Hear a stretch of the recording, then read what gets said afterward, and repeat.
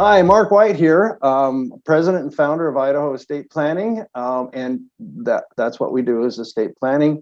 And we do a lot of work with what we call elder law, which is working with a very particular age group. And we run into many things that we like to share. And so today on our podcast, we want to share some information. So with me today is Rachelle Littau. Did I say that right? You did. Because Littau is kind of a French name too. It sounds French. It's actually German, but I get French a lot. Das ist gut.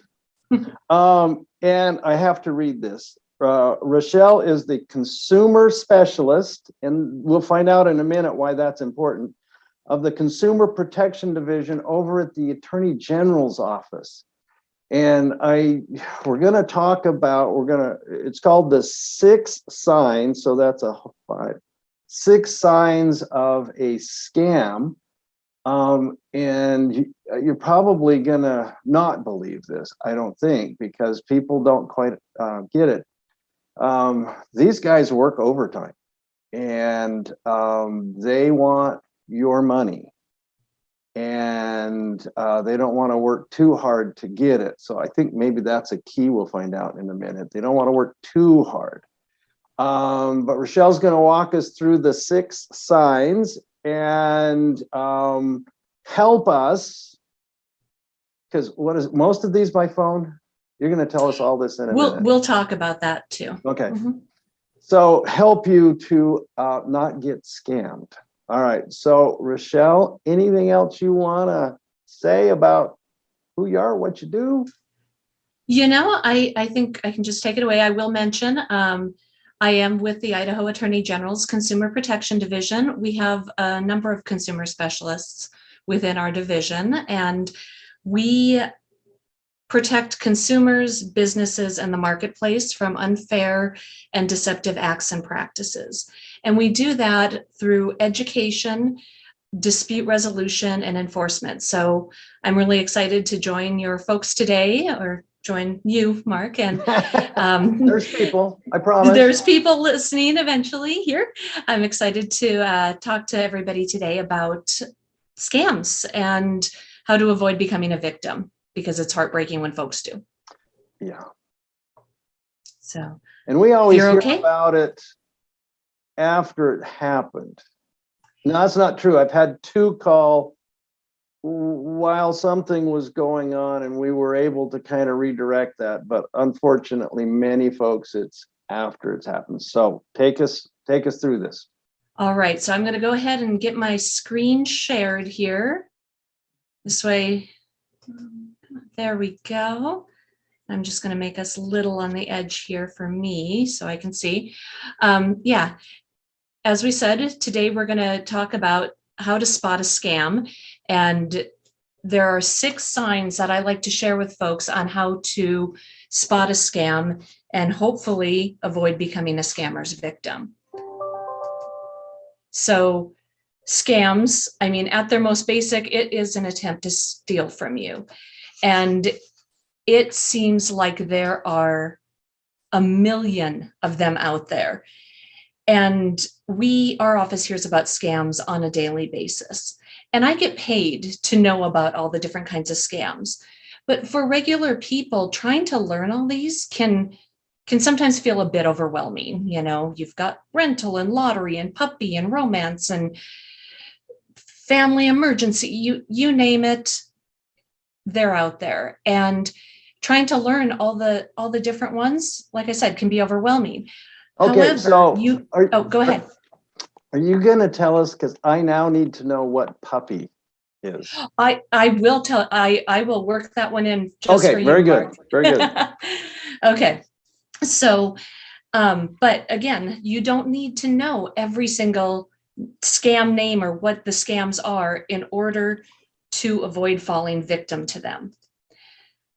Now, since a lot of your clients are maybe older adults in a particular age group, they probably know what it means for somebody to sound like a broken record. And scammers are a bit like a broken record. They will use the same tricks over and over and over again. Like you said, they're lazy. They've learned what works and they keep using them. But just because it's worked before doesn't mean it has to work on you again. And when you learn these signs, you can break that cycle and hopefully get away from an encounter with the scammer with your money and your personal information intact. Now, we're specifically going to look at 6 different signs of a scam. Some fraud attempts are going to meet all 6 of these. Others may meet just a few. Please keep in mind that something doesn't have to hit every single sign in order for it to be a scam. Okay? Mark, did you have any questions before I go on? No, I like that. All right. So our very first sign of a scam is surprise. I want all of you to imagine you're coming home. It's late at night. It's dark out. You open your door and all of a sudden 20 people jump out and scream surprise at you. How might you react? Would you jump and run? Would you let some colorful language fly? Would you be speechless? The point is that no matter what your reaction is, you're probably going to react without thinking. And that is why scammers like to use the element of surprise. They want to contact you with unexpected news, with surprise news out of the blue. And a lot of times scam targets or scam victims will say, well, I hadn't heard from my cousin in 20 years, but all of a sudden they messaged me. So again, they want you to you're surprised, and so you react in a way that might not be your normal reaction. I do want to talk about how they contact you, because in many instances, we all sort of think of scammers calling you on the phone. And a great many scams do initially start that way. But scammers are clever, and if you use a method to communicate, scammers will as well. So scammers, they will also text you. I've personally received a scam text on my personal phone where they pretended they were from Amazon and I had ordered a $1,500 phone. And the text said, "We got your order. If you didn't make this, please call our fraud department at this number." So they will contact you by text. They will email you. They will message you through social media, direct messaging, those sorts of things. Some scammers will even knock on your front door. So don't think just because an interaction begins not on the phone that it might not be a scam. All right. And now does the time of the day, you may be talking about that, but that plays into surprise as well, right? It certainly can. I guess I don't necessarily have any sort of data on that, but obviously, yeah, if you are called at 6 a.m., that's going to be more of a surprise than if you're called at 10 a.m. I've had several clients who were called late at night, and it was the grandson or the granddaughter, and being late was an element. Okay, so yeah, so also keep that in mind. If you're contacted at a strange time, you should be a little suspicious. All right. Okay, I'm going to pop onto our second sign of a scam, which is hurry. Scammers are going to say that something is an emergency or that it's time sensitive, and they are going to pressure you to act quickly and to act right now.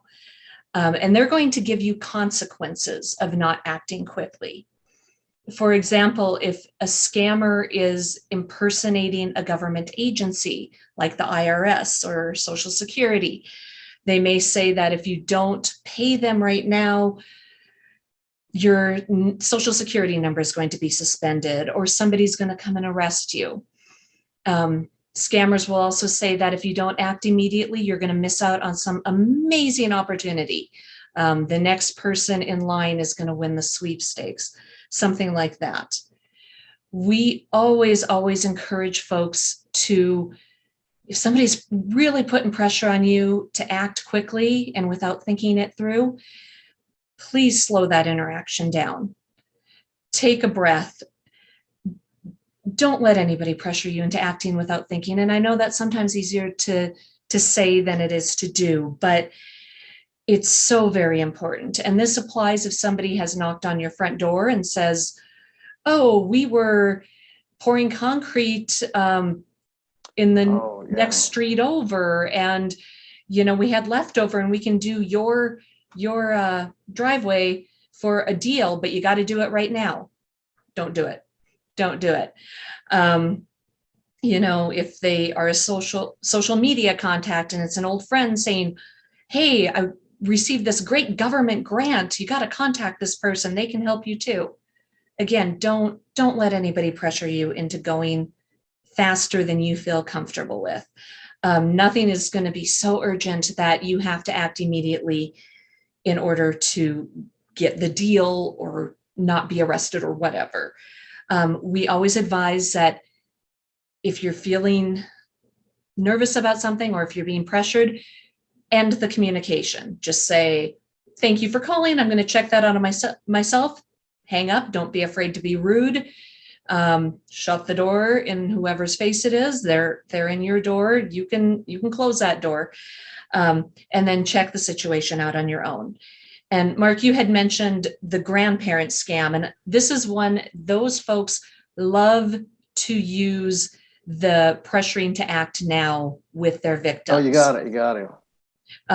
So for anybody who doesn't know, one of the most common scams that we hear about, especially from older adults, is the family emergency scam. And we often call it a grandparent scam, because what the criminal will do is they will call you. And as Mark mentioned, he's had clients who've said they've called late at night, and they will pretend to be a loved one. And we all have folks we care about. And if that person is in trouble, you're going to want to try to help them. So what the scammer will do is they will call you, and they're so tricky about this. My own grandmother got this scam. They called her, and she picks up the phone and she says, hi. And the person on the other end says, hi, Grandma. And my grandmother says, who's this? And then they say, it's your favorite granddaughter.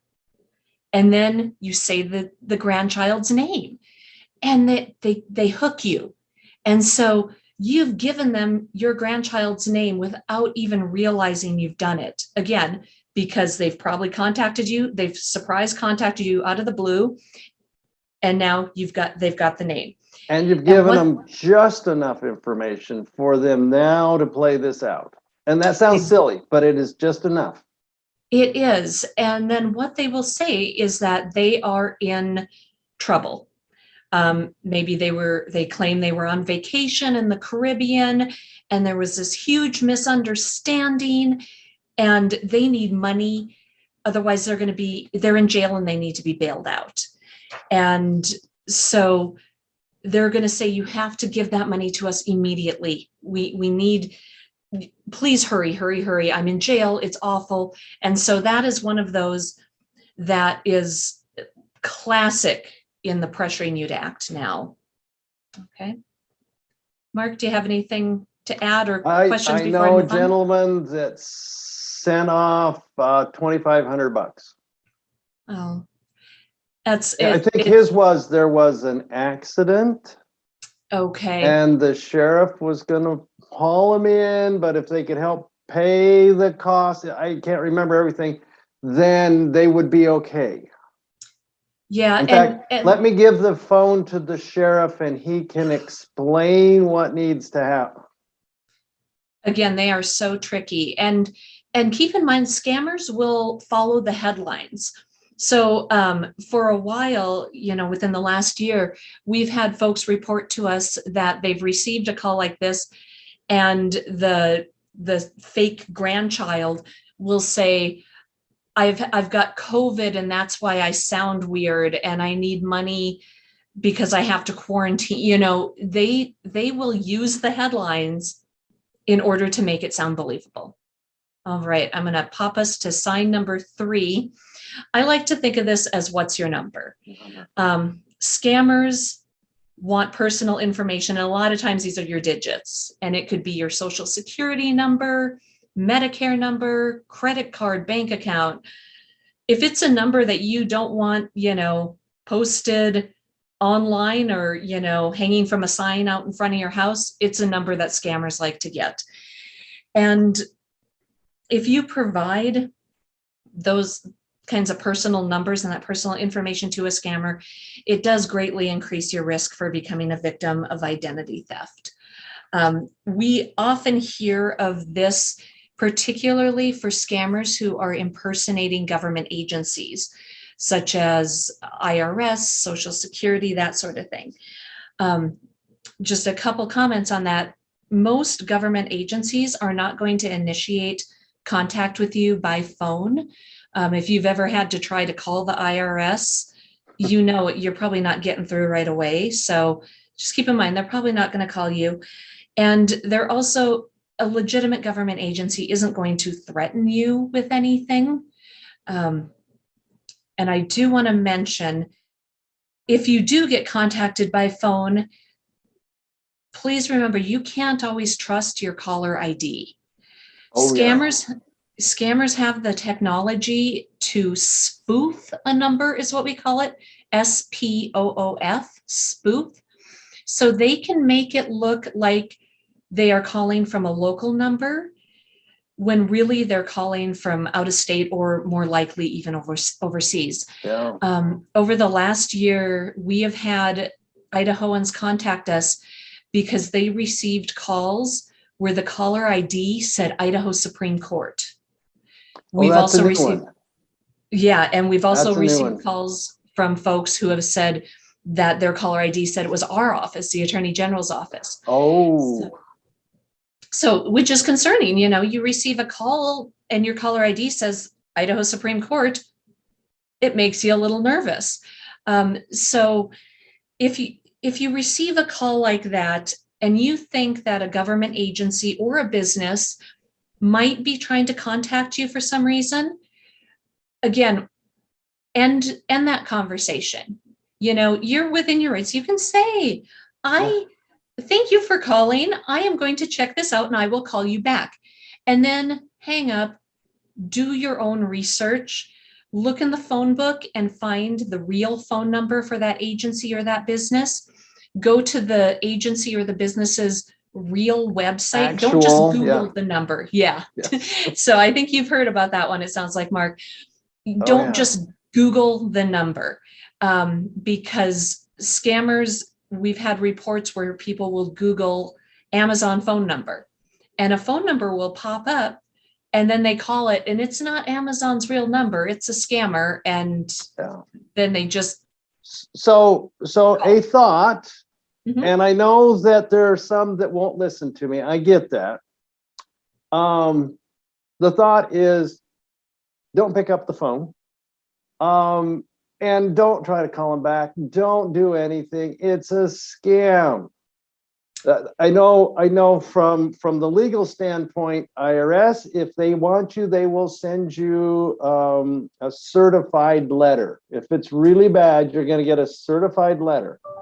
If it's a legal thing, usually a registered or a certified letter. When you get one of those, call me. We'll talk about it. Absolutely. And we do advise folks, and I know it's hard, especially for people like myself. I'm of a certain age where when the phone rings, you want to answer it. I mean, I know we were all trained to do. And unfortunately, the world we live in now, if you have a call coming in and you have caller ID and you don't recognize the number, or it's some weird, please let it go to voicemail or let it go to your answering machine. If it's somebody legitimate, they will leave you a message. You can call them back. And I've worked very hard over the years to get mom to use her cell phone as her personal secretary to screen calls, right? Just let Right. mom, if you don't know the number, let it go to voicemail. And how many times does it actually go to voicemail? Yeah. Not And that. yeah, most scammers don't, No. if they get that, they don't leave a message. Yeah. And so then you can just move on with your life and you're the better off for it. Can I ask you one other question while we're talking about the numbers and the digits? Talk to us a little bit more about identity theft. What are some of the downline things that happen if they get your numbers? So yeah, if they end up with your numbers, they can certainly use those to obtain credit. Like if they get your social security number, they could open a credit card in your name. Unfortunately, a lot of folks over the last couple of years, with COVID and then the federal government offering small business loans, folks were finding out that a small business loan was opened using their social security number. It causes so much trouble later on. To unravel that is a nightmare. If they get your Medicare number, there is Medicare fraud. They may obtain medical care using your number. Obviously, if it's a credit card, if they get your credit card number, they may charge on that sort of thing. If you fall victim to identity theft, we urge you to report it to the Federal Trade Commission. They are the federal agency that protects consumers from deceptive acts and practices. And it's really easy to report it to them. You can either call or you can do it online at identitytheft.gov. So all one word, identitytheft.gov. And when you report identity theft to them, based on what you tell them happened, they will give you a recovery plan with steps you should take. So again, if for some reason you did fall victim, please report it, because that way you can, start fixing things as best you can. Yeah, and it's not easy to do that. It's a royal pain. And so better yet, don't. Better yet, don't, for sure. And real quick, I just want to mention, because I did say that we often hear about scammers wanting the personal information, especially numbers, when they're impersonating government agencies. We hear a lot about government agency imposter scams, and the most popular of those are scammers who impersonate Social Security. The full 2021 numbers have not yet been released by the Federal Trade Commission, but for the first 3 quarters, the most popular government imposter scam were Social Security scammers. The Federal Trade Commission, the FTC, they received over 36,000 reports regarding Social Security imposters. And folks who reported those scams, the total dollar amount lost, and this is just for the first 9 months of 2021, was over $19.7 million. So it's a big problem. That's disheartening. It's a little, yeah, Oh. it's sad. It's very sad. All right, I'm going to pop us into our 4th sign of a scam.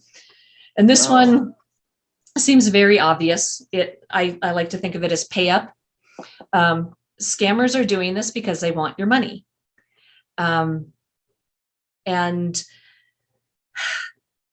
again, they're very successful at it. I'm going to go back to my Federal Trade Commission numbers, because unfortunately our friends and our neighbors in Idaho are losing money to scammers. For January through September 2021, Idahoans had already lost $10.5 million to fraud. And the the median amount of money lost by Idahoans was $370. So, I don't know about you, Mark, or the folks who are with us, but I would prefer not to hand over $370 to a criminal. Well, and the problem, it's gone. let's just face it, it's gone. There are all kinds of things you can try to do, but this money is gone. And if you're on a fixed income, $370 is a lot of money and can really, wreak havoc on your budget. And we've seen this one too. Go down and get some cards for us. So yeah, so that's what you all notice. We have gift cards on the screen here, and there is a reason for that. So scammers, like I said, they want you to pay, but they want you to pay in very specific ways. You hear about wire transfer. That's kind of the old school method where you might send money directly from one bank account to their bank account or via Western Union. So wire transfer. Scammers have started to, again, embrace technology, and we've heard more reports of scammers using direct pay apps in the last couple of years, like Venmo or Zelle or Cash App. If you don't know, those are applications that you can put on your cell phone, and you can use them to send a payment directly from your bank to the account of somebody else who has one of those apps. And then gift cards. By far, gift cards are scammers' favorite way to get paid right now. They love these. And what they will do is they will direct you to go buy a gift card. This is another scam that I personally received a call on my personal cell phone for. The gentleman told me I won the lottery, and he's like, but I need you to pay the taxes. And I didn't follow my own advice. We often tell you, when you hear that, just hang up. But I know, but you're in the business. You're going to sit there and go, I got to find out what he's doing. I know. I was feeling a little ornery and I was a little bored. So I thought, I'm just going to play this out and see what happens. And I said, well, what do I do? I said, I pretended I was excited. It's so excited. What do I do? And he's like, well, do you live near Walmart? I said, well, there's a Walmart. He's like, well, how far away is it? I said, well, a few miles. And he asked me how long it would take me to get there. I said, well, maybe 20 minutes. He's like, well, what I want you to do is go buy 2 $500 Walmart gift cards, and then I'm going to call you back and you can pay the taxes directly, and then you'll get your winnings. And I finally, gave up the ghost and told him I knew he was a scammer, at which point he said very inappropriate and nasty things to me before he finally hung up, which is fine. I figured as long as he had me on the phone, that was one less person he might call who might fall for it. Yeah. But again, they want you to go get those gift cards, because what they'll do is they'll send you to get the gift card, and then they want you to read the number on the card, and then the 4-digit, they'll call it a security number on the back. Yeah. And then once they have that full number and the little code on the back, they can drain that card for all its money, and it is gone. And Mark, like you said, it's gone. They're not getting it back. Oh, and by the way, just in case you were wondering, you're not going to get a check in the mail for your winnings of the lottery that you never entered. No, you are not. Yeah, it's really...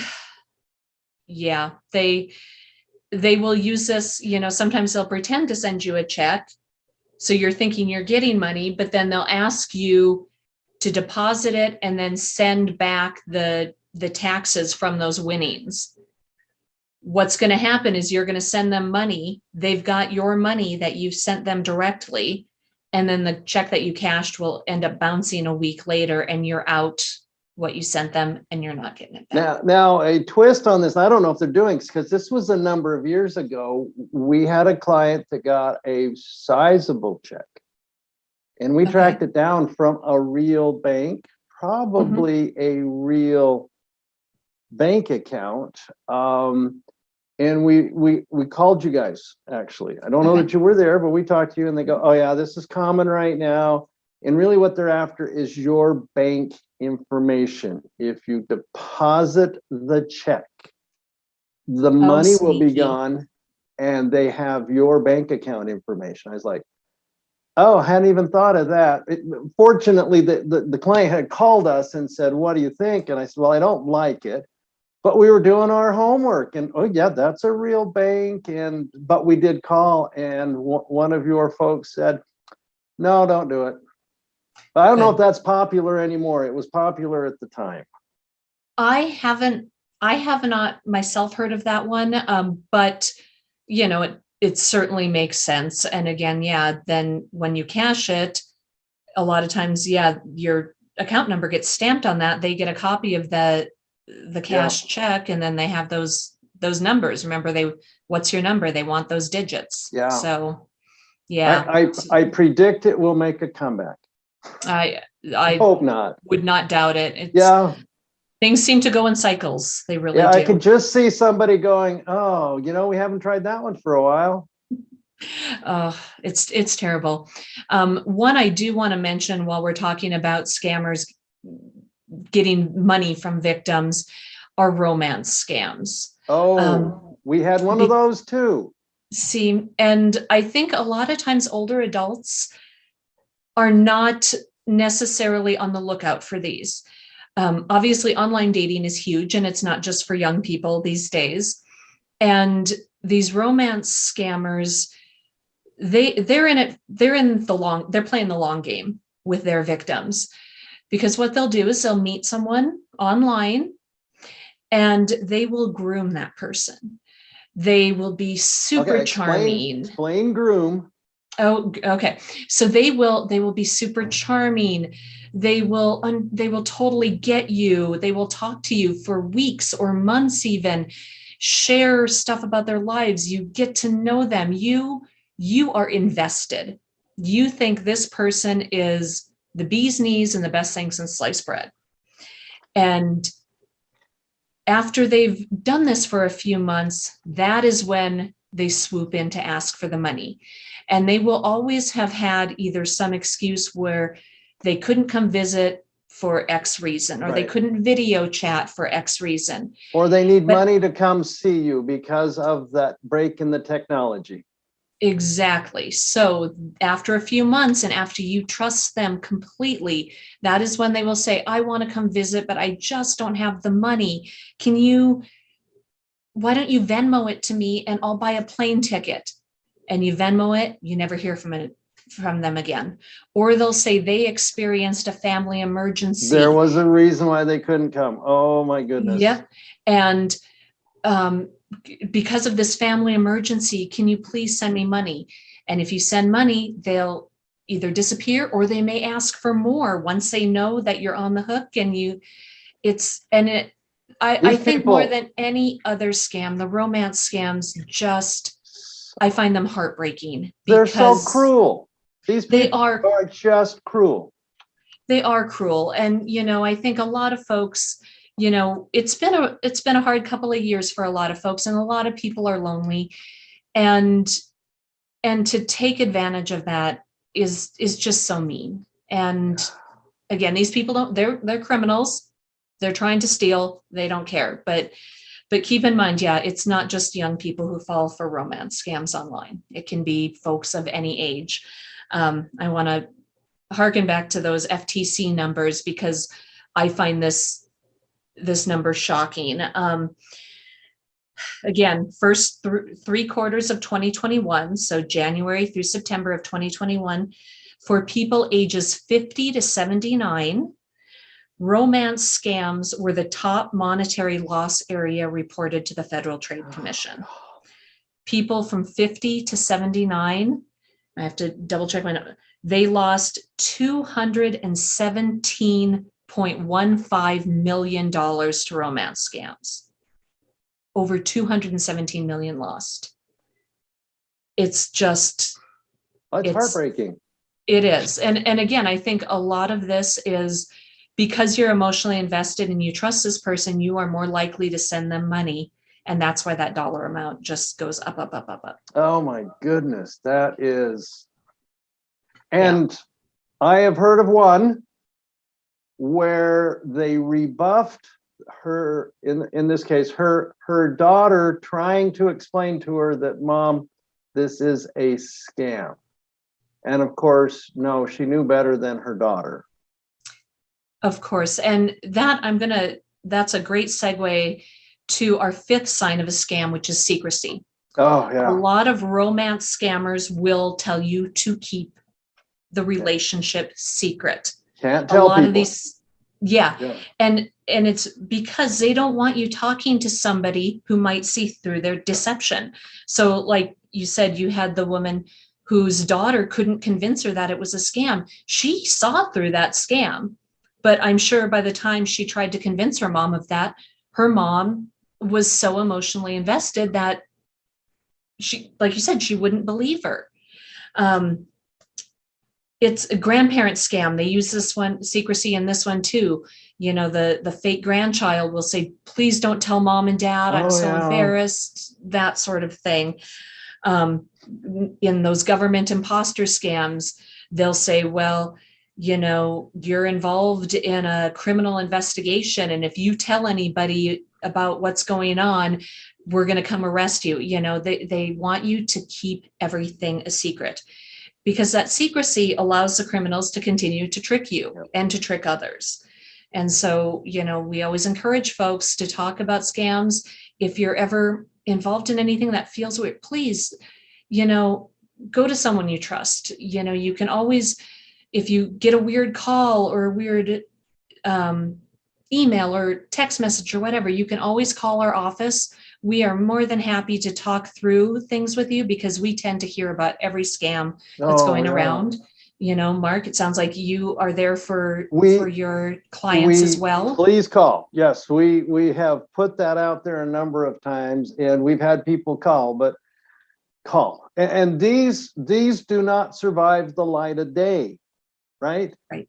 Once we put the flashlight on what's going on, it's pretty obvious. It's painful, but it's pretty obvious. And so, yeah, call a son or a daughter or a friend, you know.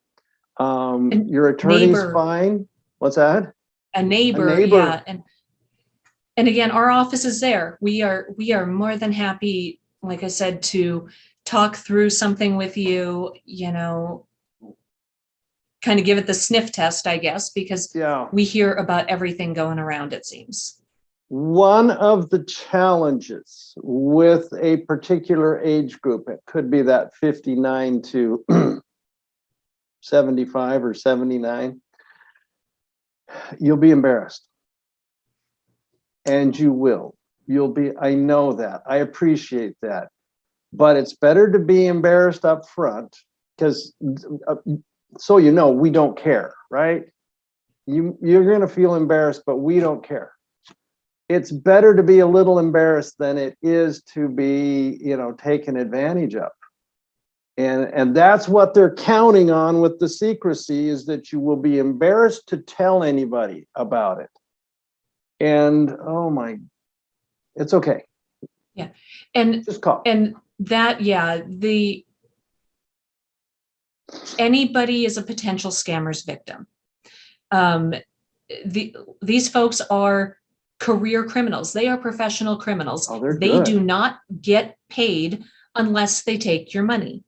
And so they have quite the motivation to be good at what they do. So, you know, anybody is a potential victim. And, you know, depending on when they contact you, if you are vulnerable in any way, you might not react in a way that you normally would, and you could fall victim. You know, I spoke with a gentleman last year. He was in his late 50s. His wife had passed away. So, you know, obviously, talk about being in emotional distress. And a couple weeks after his wife died, he received a call from somebody claiming that his social security number had been used in illegal activity, and that they were with the FBI and trying to help him get out of this mess. And again, under normal circumstances, he probably never would have fallen for this, but he did. And he ended up emptying out his retirement accounts. I think he told me it was over 300,000 that he lost. And he's probably not. I don't think he got that back, would be my guess. No. So Um, again, the question or the trade-off here is call somebody and be a little bit embarrassed that you're in this thing, or don't be embarrassed and lose your entire retirement. Yeah. I mean, because Don't do it. how do you come back from 300,000? I Well, don't think you can. in his 50s, but if you're in your 70s and you lose 300,000, you're not going to bounce from that one. That one's going to be really tough. Yeah. So, and that brings us to the final sign of a scam. We've all heard, if it sounds too good to be true, it probably is. And that is 100% accurate when it comes to scams. I also like to say that the reverse is also accurate, in that if something sounds too bad to be true, it probably is as well. Scammers are going to claim that something amazing or something awful has happened. But I can almost guarantee you that, your child is not in a Caribbean jail, or Mexico. The IRS is not coming to arrest you, or the FBI. And unfortunately, you probably did not just win $16 million in a new car. Exercising a bit of skepticism can help you from becoming a scammer's victim. And that's why we always say, check it out. Check it out. And, we all have that little voice in our head that thinks, oh, this sounds too scary. They get you to react emotionally. So try to slow that interaction down, like we talked about earlier. Check it out, because again, if it sounds too good or too bad to be true, it probably is. Yeah, I like the free lip piercing over here on the side. Well, thank you. We can hook you. Yeah, and they will. So you probably have more to talk about, but do you have some recommendations? Like, I'm on the phone right now, right? They're calling me, and man, this is going to happen right now, and and it's too good to be true, but man, I can't pass it up. Any suggestions? Breathe. Take a moment. What do you say? I would say breathe. Another thing that we've had folks tell us they've done is, if they get a call, they're on their phone. If they have access to a computer, you can talk to that person while you're on the, check it out on your computer at the same time. A lot of times, like if you type in, if it's like an investment opportunity, somebody says, oh, I've got this great investment. If you type in whatever they say the investment is and scam into a search, it may pop up, that sort of thing. Again, a lot of this is you have to try to maintain rationality even when they're trying to upset you. Because again, they contact. I'm going to skip to this slide real quick. So we've got our 6 signs, right? So they've contacted you out of the blue. So you're caught off guard. They're going to say, it's really urgent. You've got to act now. Give me your bank account number so we can transfer that. You just have to try to take a breath and slow things down, because again, they're so good. They're so good at what they do that we need you to be better, and we need you to really, really, really talk about these things and share them with others, so you can spread the word about what is happening. And I'm gonna skip us ahead one more here, because I'm gonna give everybody out there some homework. 2 things. One is to share something you've learned from this presentation with a friend or a family member.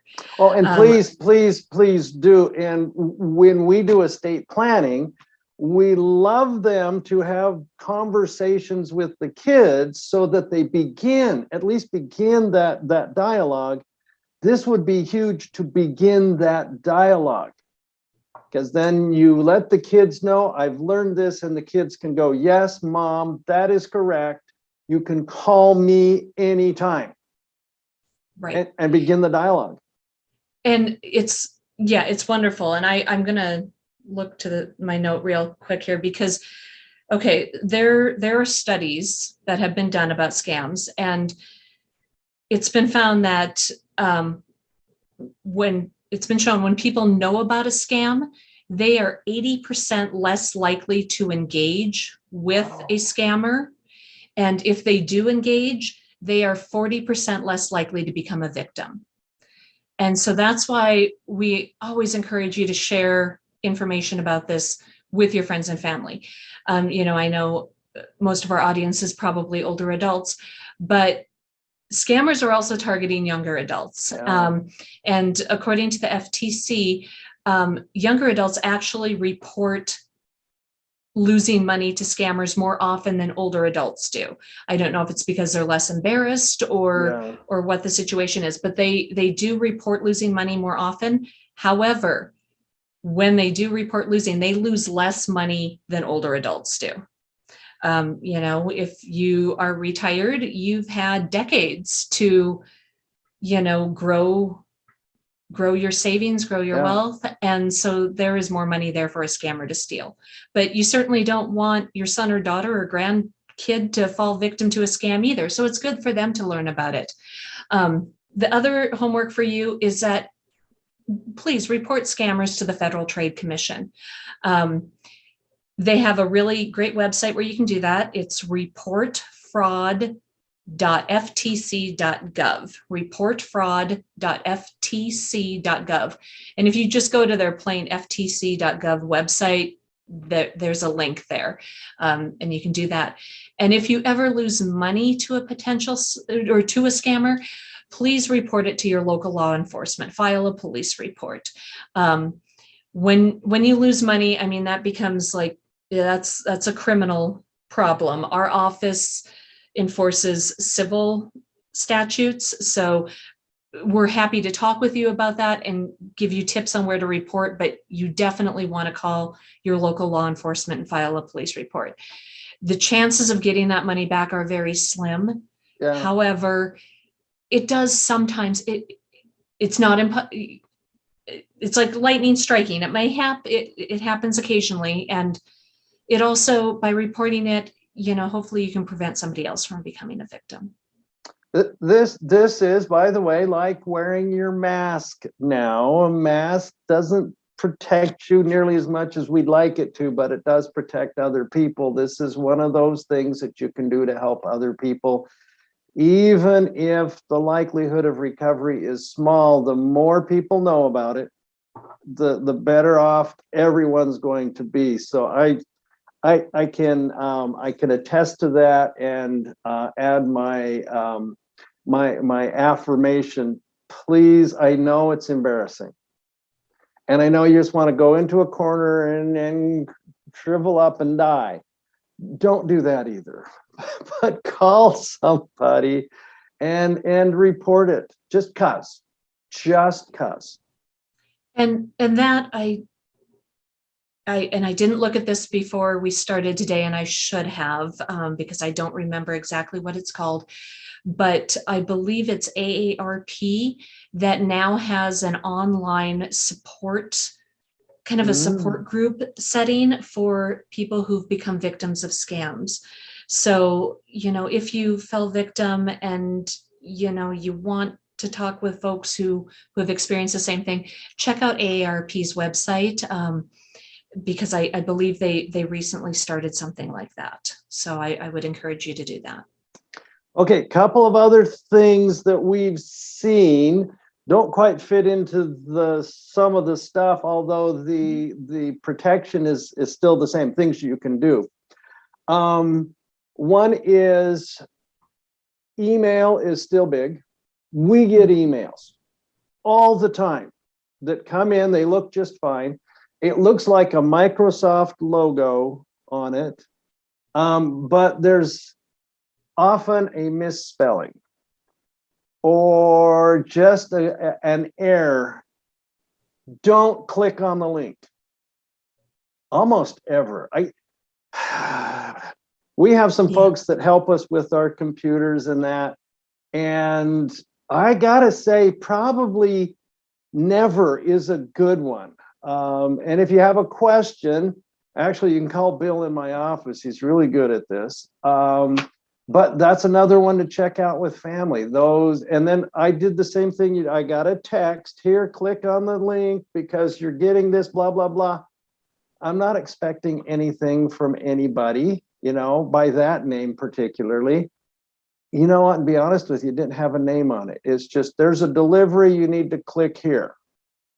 Don't click there. And then again, if you have questions and you've talked to a son or a daughter or a grandson or granddaughter, whoever, and you did your homework like you're supposed to, call them up and say, hey, listen, I got this email. Man, oh man. The emails are big, and you know, one that we've had a lot of reports of over the years is where folks will get an email that pretends to be from like Norton Antivirus, saying, yes, we received you're going to be charged $399 for your next yearly subscription.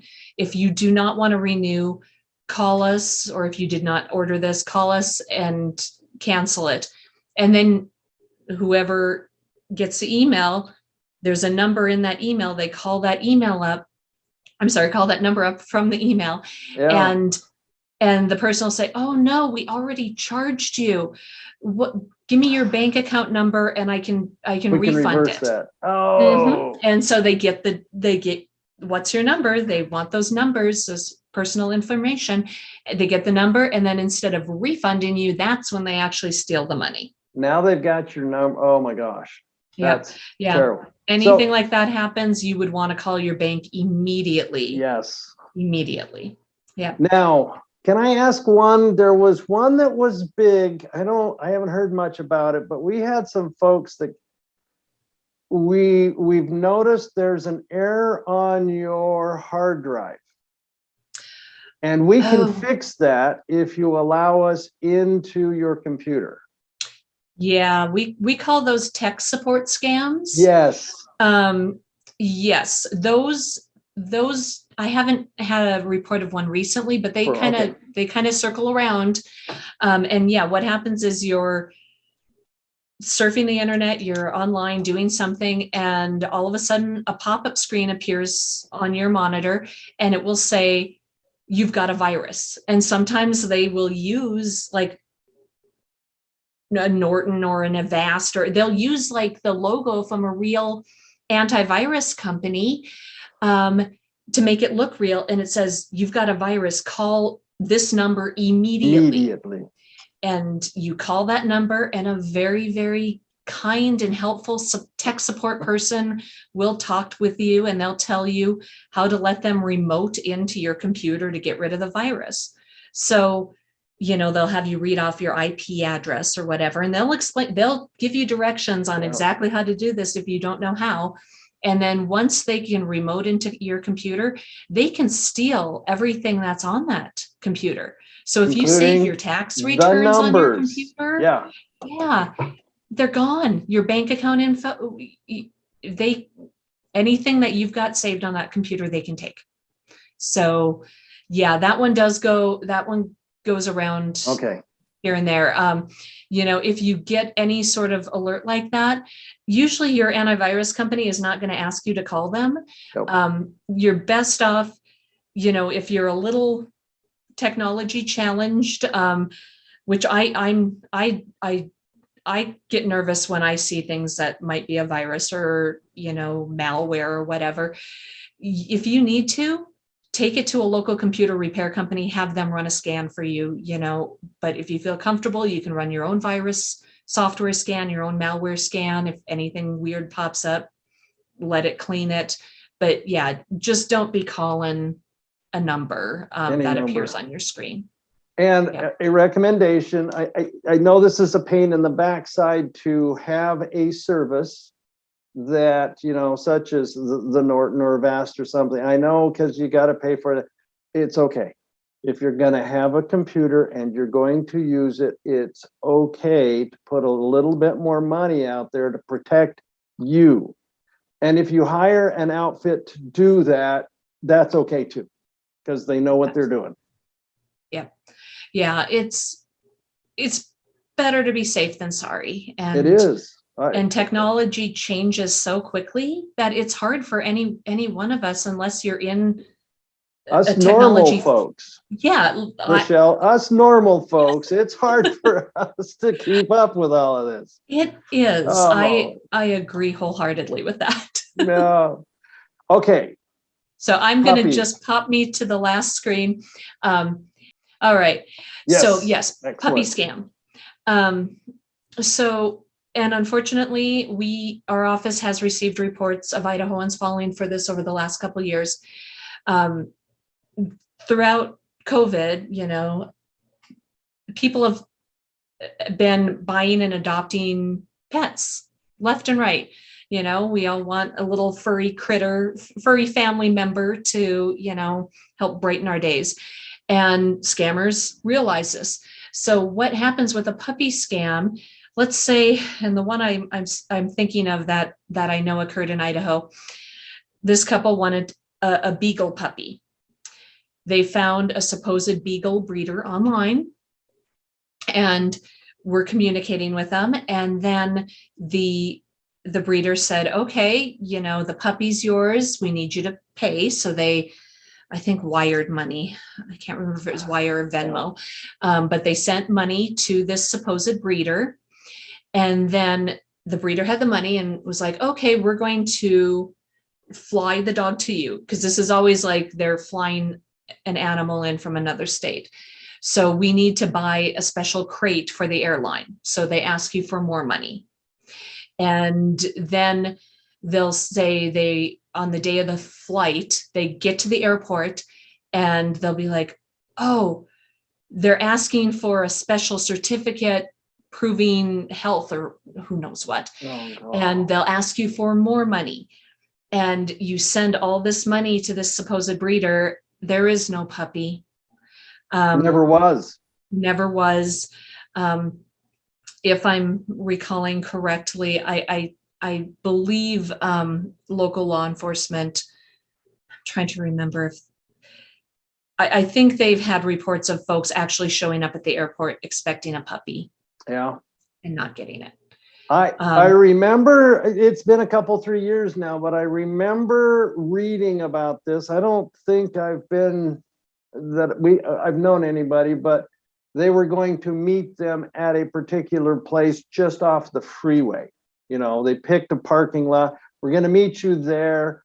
I like the plane thing because they can add, right? They can just keep socking it to you. Oh, absolutely. Yeah. The price of the dog, the plane ticket, the crate, the special health certificate. It just up. Yeah. And go down to the Humane Society if you want to adopt, or if you want to foster a pet for a while. There are ways to do this, and there are legitimate breeders all over. You can do the homework and you can get there. Absolutely. But yeah, got it. Well, go back to the sick.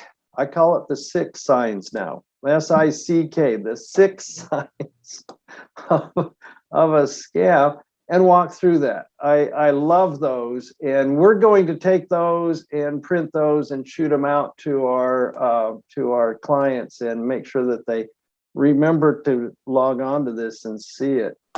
Rachelle, awesome. This is a horrible topic to talk about. I hate it with a passion. It's really easy to hate people because they can be horrible. But remember, it's not everybody. It's a pretty small group, really. It is. And again, please, if you have questions, if something doesn't feel right, reach out to somebody you trust. Reach out to your family members. Call our office. Reach out to Mark. We none of us want you to to become a No. scammer's victim. No, We no, do no, no, not. no. It's not So- worth it. Be a No. little bit embarrassed, but call. We will, no, there is absolutely, Rachelle, same thing with you folks. There's no judgment. This is a no judgment zone. Please call. Absolutely. So here's the information for what Rachelle does and where she is. And Rachelle, we really appreciate you being on today. This was fabulous information. We want everybody to be safe. We want everybody to work for their pay. Okay. Don't you work for their pay. Let them actually go get a real job. And well, hopefully we don't have you back on for the right reasons. We'd love to have you back on just because, and a reminder. So thank you. You're welcome. Thank you for having me. And, again, everybody, please stay safe out there. Very good. Take care.